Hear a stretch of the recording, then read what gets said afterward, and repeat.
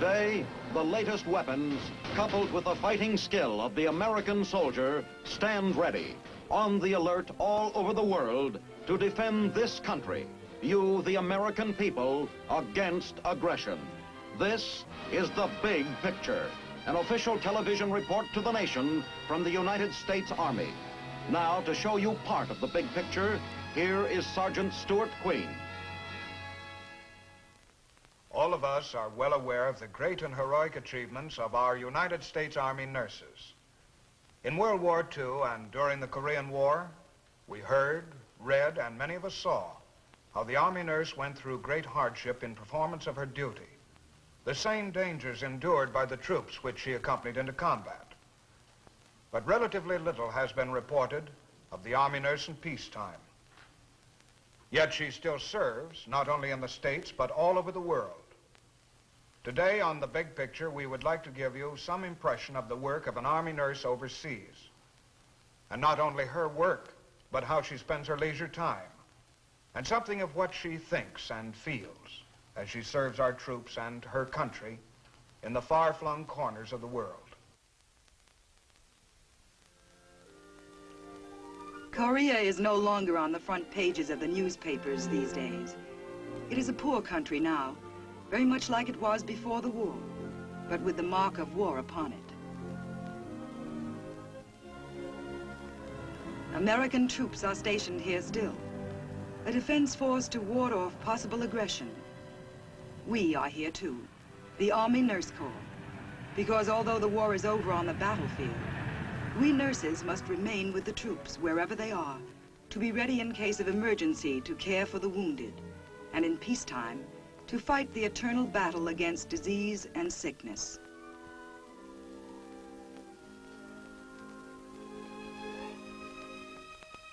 When a new group of nurses arrives at the airport, it's always something of an event, for the newcomers as well as the old-timers.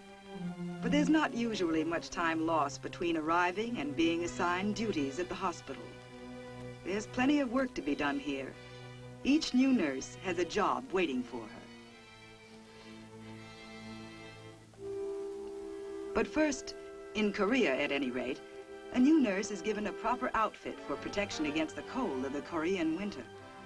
The keynote of the costume is not fashion, but utility. It's not mink, but it's warm. For once, it's nice to try on a hat and not wonder whether it's the right one. Does it do something for you? You bet. Keeps you cozy at 5 below. The new nurses are on the roster now, and the routine of work in the wards has begun. All over the world, wherever our troops are stationed, the Army nurse is an ally of the soldier in his battle against sickness and pain. Her words of sympathy and understanding can be as important and valuable as her skill and knowledge. Both are required if she is to really fulfill her role as an Army nurse.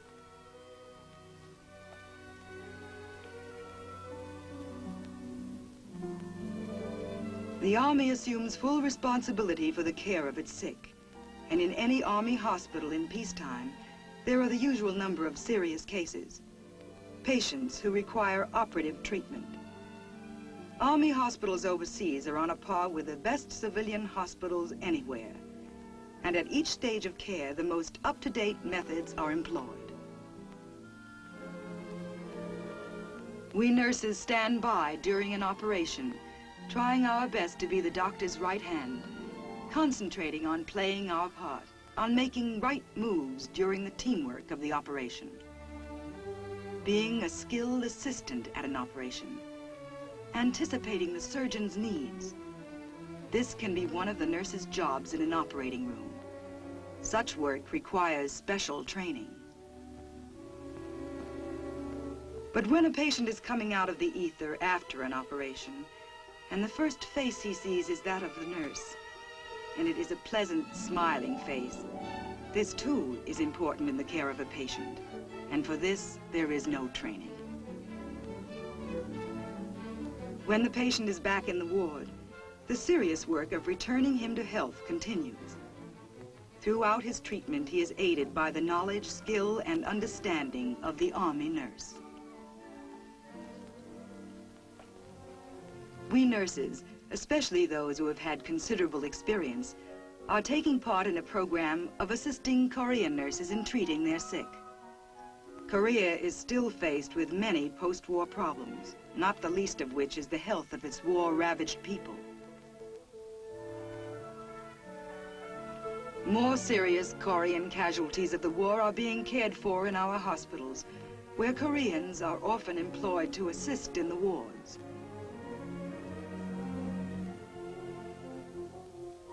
We give our own medical corps men instruction in ward duties, routines such as taking the patient's blood pressure,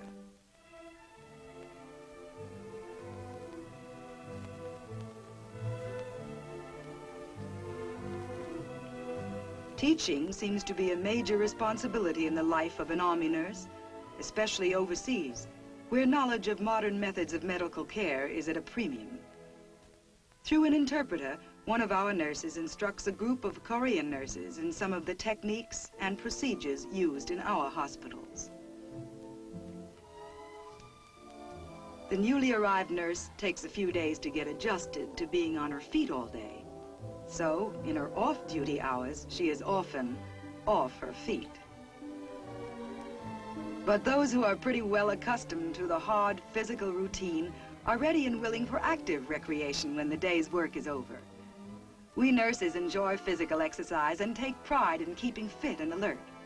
We must take care of sick people, and so we ourselves try to maintain our resistance against illness through regular exercise. A lot of being overseas is fun. Fun in sightseeing and exploring.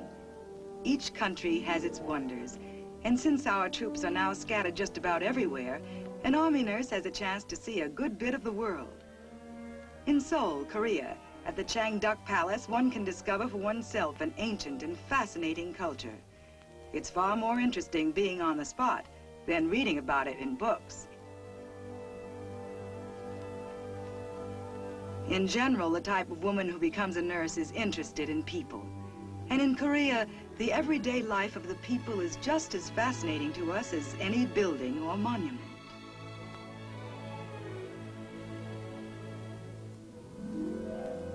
There are little things to record, snapshots that will be interesting to look back upon, or to enclose in a letter home.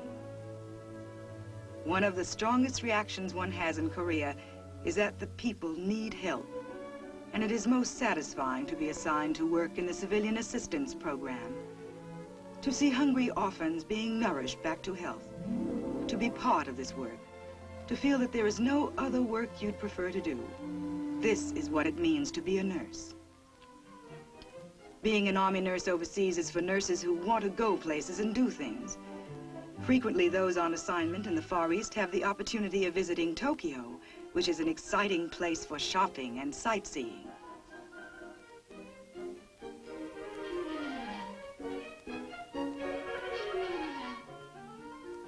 A woman commissioned in the Army Nurse Corps finds out very soon that she is part of an organization which regards her as a woman first, then a member of her profession. Her life is not regimented. She is expected to grow and develop as a person, to react humanly and enthusiastically to the world about her. She is given the time to develop interests, to enjoy stimulating activity and companionship. Such recreation helps her to return to her work refreshed and ready.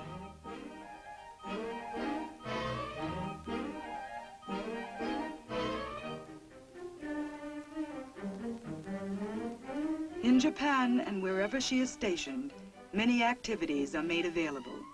She is encouraged to have a good time in her off hours. As a type, the Army nurse is a well-rounded person, understanding and interested in people, as well as young in heart, fun-loving and gay.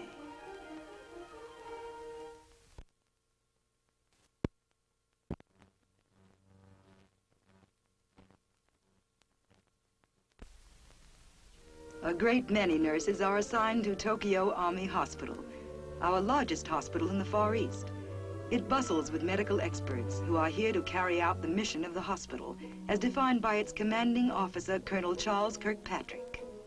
Although the shooting war has stopped in Korea, the war against disease and injury is a constant challenge to doctors, nurses, and enlisted personnel at Tokyo Army Hospital. The health of our armed forces, American and other United Nations fighting men, is of paramount importance. Our job at this hospital is to keep these forces in good health. To this end, we dedicate all the skill and resources of modern medicine and surgery. Think of the largest hospital you know, and you'll begin to appreciate the size of the Army Hospital in Tokyo. There are hardly enough American nurses to do all the work, and for this reason, it is a practice of this hospital, as it is elsewhere in the world, to employ foreign nationals to help us out. The young Japanese women who work with us are pleasant and gentle and most efficient. They seem to be born nurses. What is a born nurse? Can you tell by the way she moves, by the way she uses her hands to prepare the sterilized hypodermic needle, and by the manner in which she administers an injection? Can you see it in the way she dresses a wound, in the way she places the gauze over the exposed flesh? The answer is yes. All the little things help to show whether she's right for her job, whether she is, as they say, a natural. But something else should be in her character, too. An awareness of the patient's wants and needs, an ability to sense something of what he feels, a desire to help him in his distress. To sense his different moods, to be able to bring good cheer when he is alone and feeling his loneliness. This can be as valuable as any medicine in the world. A nurse who enjoys her work gains in medical knowledge every day. What's more, she becomes a source of knowledge to others, passing on what she has learned from her teachers, doctors, and top medical experts. It's a kind of system, this education one receives in a big hospital, and everyone benefits, especially and most importantly, the patient.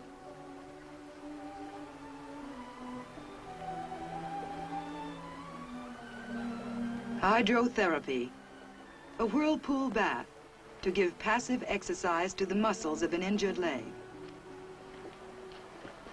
Many of the experts who wear the white uniform of a nurse are actually members of the Women's Medical Specialist Corps, which is a branch of the Army Medical Service.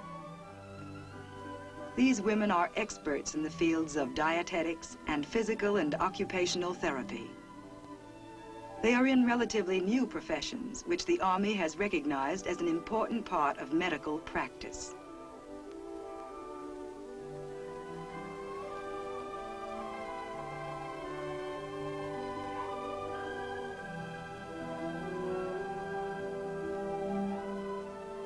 Since the Army assumes the responsibility of providing medical care for the serviceman's family and all additions thereunto, those children are fortunate who are cared for in the Tokyo hospital.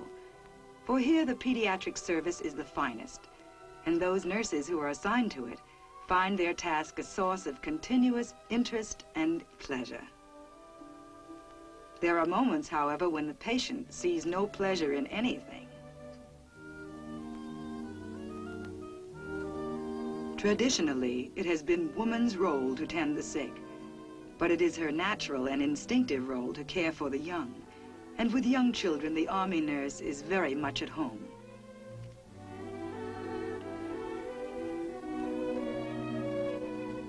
In the evening, the Army nurse is at home in a different sense. She can be alone and undisturbed to write a letter. Or she can be with others. Rarely is she at a loss for something to do in her leisure hours.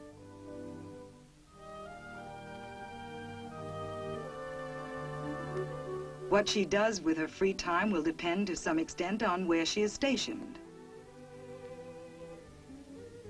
If she is lucky enough to be stationed in Hawaii, she will have absolutely no problem enjoying herself in this land of sunshine. The Army hospital in Hawaii is as modern as they come, and while building the best for the patients, the Army did not neglect the nurses, whose quarters are attractive and comfortable.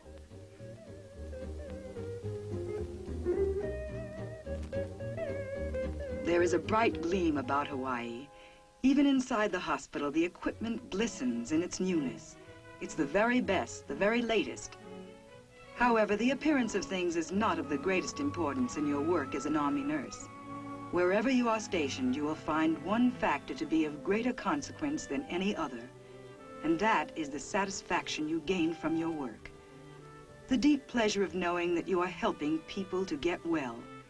If the job means something to you, it will mean not where you are stationed or how shiny the equipment, but the work of nursing itself. Patients are grateful, unselfish, uncomplaining.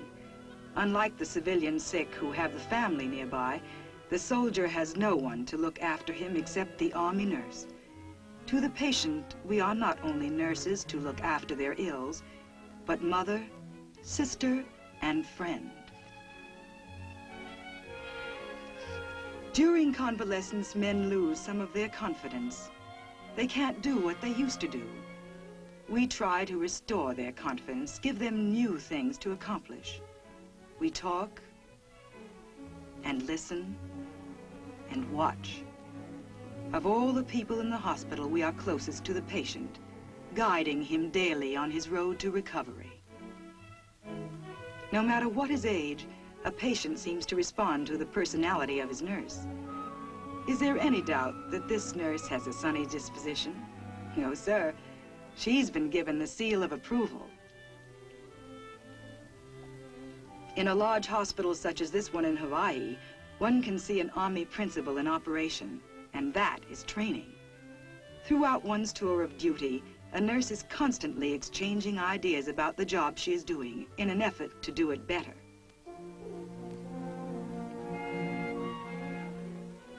One basic and rather pleasant fact about life for the Army nurse overseas is that there are usually a good many young officers who can be counted on as escorts. In most corners of the globe, the Army nurse finds a delightfully high proportion of men to women, and this statistical background, plus the beautiful tropical background of Hawaii, can make for a very pleasant afternoon. During the Civil War, nurses were expected to be plain-looking, but youth and looks are far from being taboo today. We have come a long way from an ancient conception of an Army nurse, and today she is a freer and happier individual because of it. Today she knows and enjoys the excitement of travel. Her work takes her not only to Hawaii and areas of the Pacific, but to Germany and France and the Middle East. Here in the United States zone of Germany, she is close to the world behind the Iron Curtain. What is duty like in this part of the world? Let us follow one nurse during the first hours and days of her new assignment in a foreign land.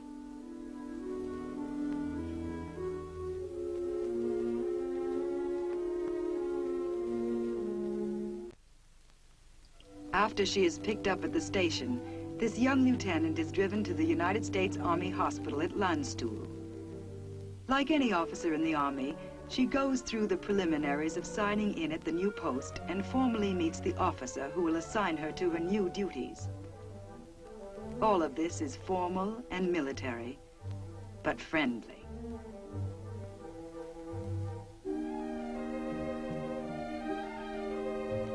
The new nurse has been granted an assignment overseas after having served a preliminary year in the States.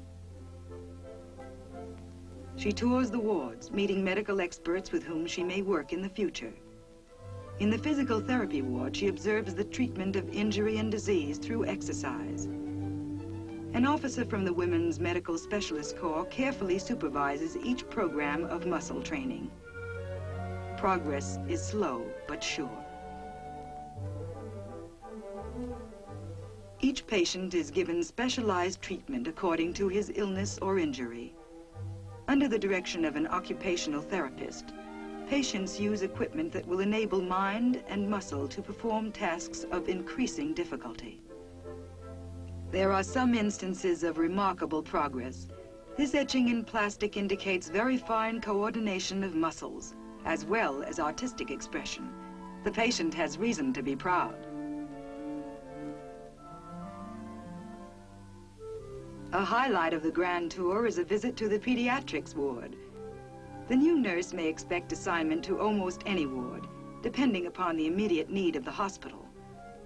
Although she may be assigned here and become something of a specialist in working with children, she is required to be first and foremost an expert bedside nurse, capable of providing efficient basic care for all types of patients, old or young.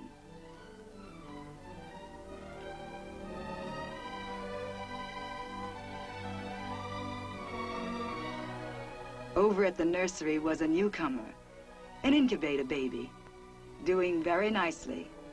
Also doing nicely was an Army father, maintaining a steady vigil, grateful that this one, though tiny, was all there, perfect in every detail. Human life and the struggle to maintain health. This is the great drama of a hospital. To be part of this drama is exciting and rewarding.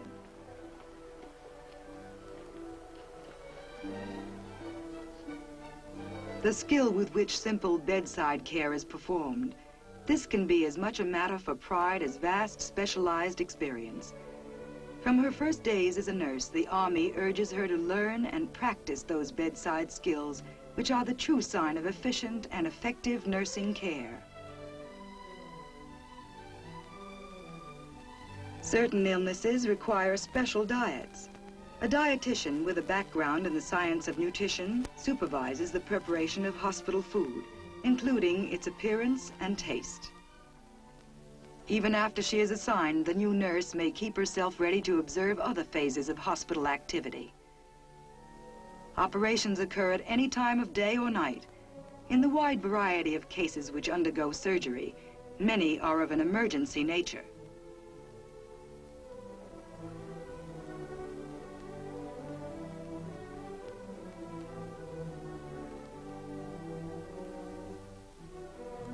The patient is wheeled into the operating room. He is in the hands of a skilled unit, a group of medical experts who bring vast experience to the delicate work of performing an operation. The surgeon calls for the anesthetic.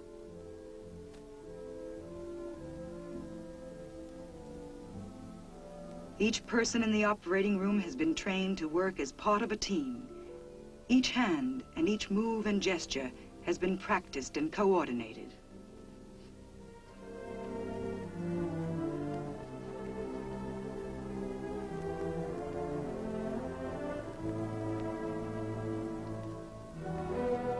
The teamwork of the operating room is in a sense the principle by which the entire Army hospital functions. Each member of the staff is taught to work with others, to depend upon others, and to be completely dependable. To a nurse, as well as to others, there is a feeling of unity in being part of the team, a sense of belonging. Soon after she has become acquainted with her hospital and its work, the new nurse looks forward to seeing the sights. The book of photographs pictures Heidelberg, and the real thing is close at hand, just across the river.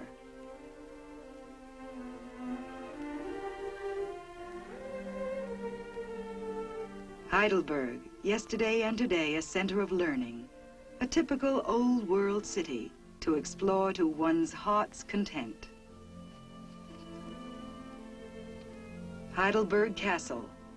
Since our new nurse will have 30 days of free time during the coming year, she can plan to visit other places of equal interest in Germany, as well as in other parts of Europe.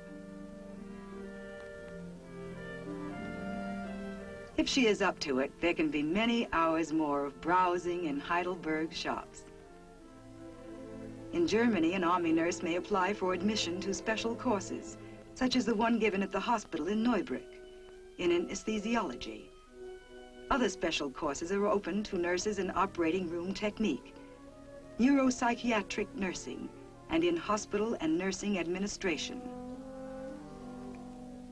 The 52-week course in anesthesiology is expensive, but free. A comparable civilian course would cost at least $1,000. All the newest anesthetics and methods are taught, and the student learns to exercise great care in the use of this equipment. Army nurses, whether specialists or not, try to keep pace with changing medical practices. Both in the hospital and in these specialist courses, there is frequent contact with top-flight medical personnel.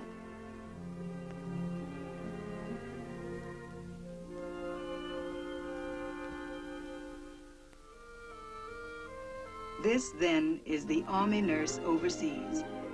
In all our work, we are guided by words we spoke when we became part of the Army Nurse Corps. The pledge of the Army nurse. As an Army nurse, I accept the responsibilities of an officer in the Army Nurse Corps.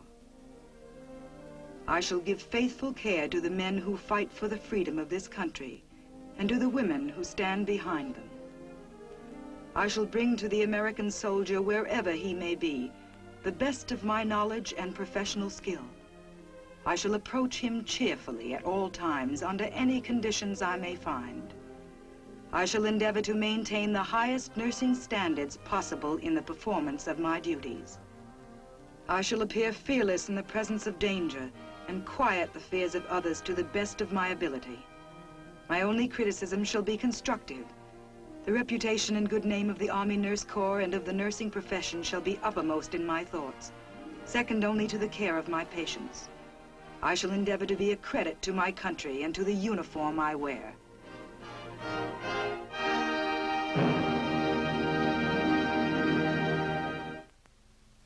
We are happy to have presented this impression of the Army nurse overseas, and we feel that you will join us in a tribute to her for the fine work she is continuing to do in the service of her country.